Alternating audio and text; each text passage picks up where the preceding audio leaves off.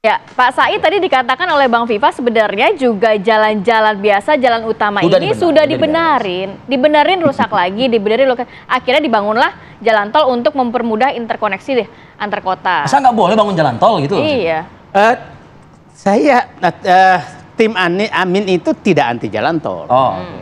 Yang dipersoalkan itu adalah karena misinya dia adalah keadilan dan pemerataan. Jadi dia tetap ke sana ujungnya. Apakah jalan tol itu membawa keadilan? Jadi saya pikir komentarnya Caimin mengarah ke sana. Tapi kan tukang beca juga nggak mungkin masuk jalan tol. Ya itu kan bukan berarti pengertiannya langsung begitu. Gitu. Itu kiasan. Nah, saya tadi katakan memang ini kesalahan persepsi dan kesalahan pemerintah menempatkan dirinya sebagai penanggung jawab jalan tol. Sehingga orang membandingkan jalan tol dengan jalan biasa. Nah, padahal yang bertanggung jawab jalan tol itu swasta. Dan data menunjukkan 34% jalan biasa itu rusak. 34% jalan biasa. Jadi dipastikan nanti Amin kalau memang terpilih tidak akan membangun jalan tol, jalan biasa. Sampai 500 butuh dana 500 sampai 700 triliun untuk memperbaiki jalan biasa ini. Yang 34 itu tadi. Ya 34%. Nah, tapi kan tidak ada kaitannya dengan jalan tol sebenarnya. Jadi kesalahan pemerintah sekarang menempatkan dirinya sebagai penanggung jawab jalan tol. Kan tidak ada kaitan antara pembangunan jalan tol dengan perbaikan jalan biasa. Karena anggarannya beda. Ya kan? Tapi salahnya pemerintah menganggap terus itu pembangunannya. Nah, sekarang begini. Jadi yang mau diubah itu adalah bahwa jalan tol ini menyebabkan keadilan. Dan tadi berbasis pada memang ada jalan biasa bagus dan layak secara ekonomi. Dan yang paling menarik adalah, mohon maaf, jalan tol ini menjadi sumber bisnis para pebisnis lahan. Ini yang harus dihentikan. Saya kasih contoh, ada jalan tol dari sekitar Jakarta ke Tangerang yang sementara mau dibangun. Tahu nggak, seluruh tanah sudah dibebaskan oleh developer itu, baru mau jalan tol.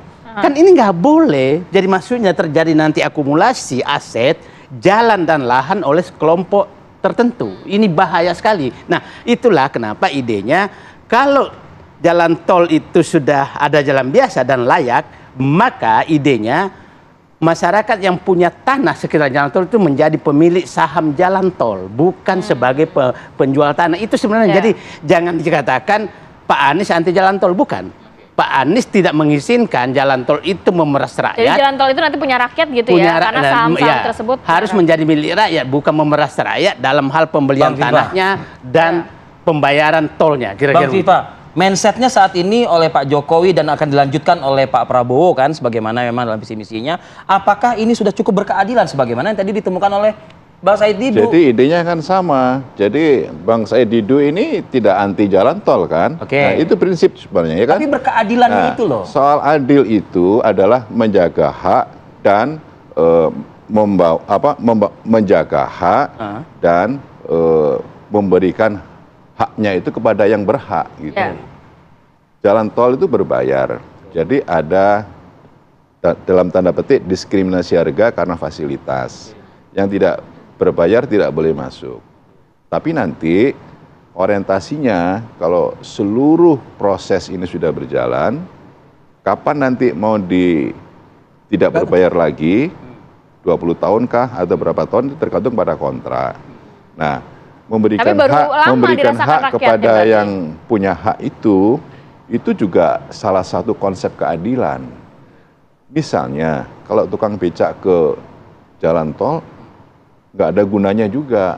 Sama juga kita memberikan pupuk subsidi kepada petani, bukan kepada kaum buruh.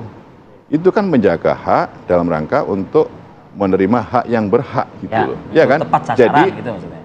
salah satu konsep keadilan itu tepat sasaran, tepat guna, dan bukan saja soal konsep sama rata yang berkeadilan. Ada banyak teori yang menyatakan tentang konsep keadilan. Tapi pembangunan jalan tol sudah 3 hal tadi terpenuhi. Salah satunya adalah memberikan kepada yang berhak gitu loh. Nah, memang dalam membangun jalan tol itu kan banyak perspektif. Perspektif ekonomi, perspektif politik, termasuk perspektif tanah gitu.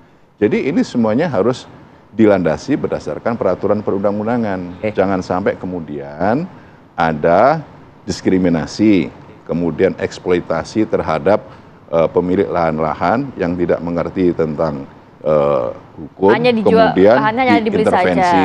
Ya. Kemudian yang ketiga, tidak boleh ada akumulasi modal. Jadi semuanya harus dilibatkan, misalnya dengan mengundang BUMD yang ikut terlibat dalam proses yang dilalui jalan tol. Dan banyak variasi, banyak cara, banyak model, banyak gaya yang kira-kira pembangunan itu harus berkeadilan dan mensejahterakan kepada masyarakat. Saya mengutip saja mungkin pernyataan Bang Viva Yoga Pak Said Didu tadi dikatakan ini kan melalui peraturan perundang-undangan gitu ya. Dan itu kan ada juga di pembahasannya di DPR. Nah, Partai Caimin kan ada di DPR juga ya. Pertanyaan kan begitu Pak Said. Iya, iya. Ya, itu seharusnya bisa disampaikan dong di DPR pada saat itu. Ya kalau ya makanya kan tidak anti jalan tol. Enggak. Cuman perlu diperbaiki. Perlu melanjutkan dan menyempurnakan. Gitu ya, Bang ya? Bukan perubahan dong jadinya. Ya, begini. Menyempurnakan itu bagian dari perubahan. Jadi saya tidak perlu menguraikan lagi. Ini jubir Anda ya. Bagian. Nah, saya begini. Jadi saya ingin menyampaikan ke masyarakat, kapan si jalan tol itu dibangun? Ya.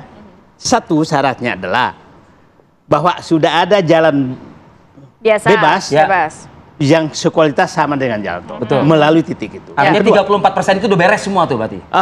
Saya kasih contoh, umpamanya jalan Makassar Parepare, ada jalan sekualitas jalan tol di sana.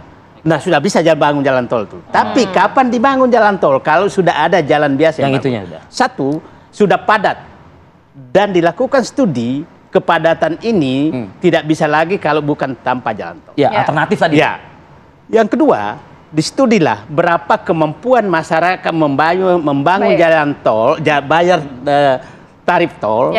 Membayar tarif tol tidak membebani ekonomi rakyat. Itu di-studi dulu. Kadang-kadang tarif tolnya justru tidak bisa. Nah, setelah itu di-studi lagi apakah menyebabkan biaya logistik turun.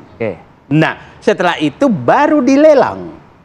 Yang dilelang itu begini, dilelang berapa tarif termurah dan berapa waktu konsesi terpendek. Itu yang menang. Nah, sekarang semua ini diabaikan.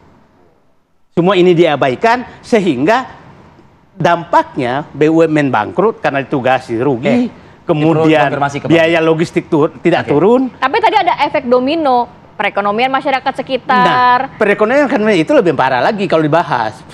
Warung-warung di sepanjang jalan Pantura mati semua, bukan bertambah. Jalan yang pada Cipularang itu kan mati semua juga di ini. Jadi hati-hati membahas dampak ini. Bang Viva dari Anda men-counter atau menjawab? Ya, banyak perspektif soal jalan tol itu. Jadi kalau dalam ada sintesa antitesa, ada Bang Said Didu itu antitesa gitu ya kan. Tapi cobalah datang ke beberapa wilayah yang sudah dibangun jalan tolnya. Itu masyarakat juga merasa senang bahwa kebutuhan terhadap jangkauan waktu, kemudian kemudahan dalam transportasi, dan beberapa perdebatan soal biaya logistik, itu juga menjadikan mereka merasa bahwa kinerja dari pemerintah itu sudah cukup baik. Dan hal itu juga dibuktikan dari beberapa hasil lembaga survei soal kinerja pemerintah. Kalau kemudian jalan tol itu dianggap menghambat terhadap kinerja, ya tidak akan bisa kinerja pemerintah itu lebih dari 70% sampai sekarang itu. Ya kan gitu. Kalau perspektif teori ekonomi, kemudian beberapa hal yang berkaitan dengan UMKM itu juga ada perdebatan yang kira-kira bisa menimbulkan wacana baru. Dari mana melihatnya jadi gitu ya? Sebetulnya trigger untuk menuju ke hari Jumat debat Cawapres nanti yang akan berlangsung begitu ya. Terima kasih kepada Caimin yang sudah bersuara seperti itu sehingga kita bisa berkomunikasi dengan Said Didu dan juga Viva Yoga. Pak Said Didu dan juga Bang Viva sudah hadir pada pagi hari ini. Sehat selalu.